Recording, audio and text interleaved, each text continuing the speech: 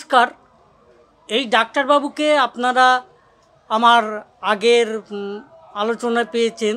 সুস্থ থাকুন পর্বের আলোচনায় এই ডাক্তারবাবুর সঙ্গে আমি কথাবার্তা বলে চলেছি। আজকে ডাক্তারবাবুকে পেয়ে গেছি আবারও। ডাক্তারবাবুর সঙ্গে আমার আজকের আলোচনা এই যে বর্ষাকাল চলছে, বর্ষাকালে আমাদের এখন হচ্ছে কি কোন দিন মানে লাগাতার বৃষ্টি হচ্ছে, ঝরঝরি বৃষ্টি হচ্ছে। আমার কৃষিজীবী শ্রমজীবী মানুষরা জলে ভিজে যাচ্ছে, আবার কখনো তাপমাত্রা বেড়ে গিয়ে রোদে পুড়েও যাচ্ছে। জলে ভেজা রোদে পোড়া মানুষরা এই সময়, এই বর্ষাকালীন সময়ে কীভাবে সুস্থ থাকতে পারবেন এ বিষয়ে ডাক্তারবাবুর কাছে জানতে চাইব। সোমেন্দ্রবাবু, আপনি বলুন যে এই সময় আমরা কিভাবে সুস্থ থাকতে পারব। নমস্কার, আমি সৌমেন্দ্রনাথ ছাউলে, রসপুর নিবাসী। এখন চলছে বর্ষাকাল। আমরা জানি আষাঢ় শ্রাবণ বর্ষাকাল। এখানে আমাদের বেশি কৃষিকাজে যুক্ত মানুষজন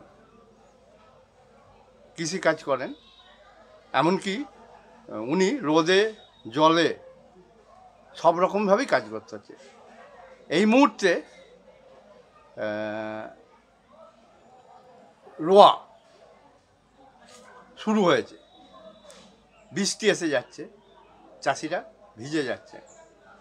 সেই ক্ষেত্রে ওনাদের অন্তত মাথাটা বাঁচাবার জন্যে মাথায় কিছু ঢাকনা দিয়ে কাজ করাটা খুব বেটার আমি মনে করি। আর এই বর্ষাকালে খাওয়া দাওয়ার ব্যাপারে কিছু বলতে পারি। যেমন বর্ষাকালে মরশুমি ফল খাওয়া যেতে পারে।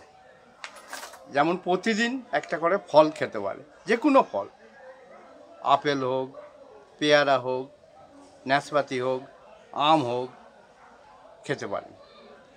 আর যখন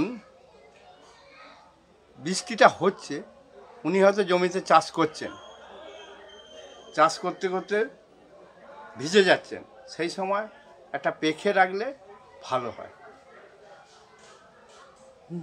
আর এই বর্ষাকালে কিছু মেডিসিন, আমাদের হোমিওপ্যাথিক মেডিসিন খাওয়া যেতে পারে। যেমন রাস্টাক্স, বায়োনিয়া, অ্যাকোনাইট, বেলেডোনা, জেলসিয়াম,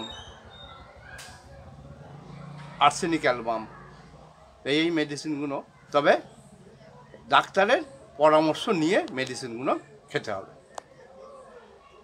ঠিক এই পর্যন্তই আমরা আজকে রাখলাম।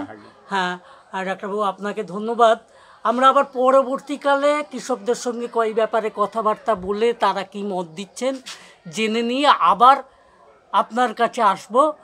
ও আপনাকে অনেক ধন্যবাদ। নমস্কার। নমস্কার। এই পর্যন্ত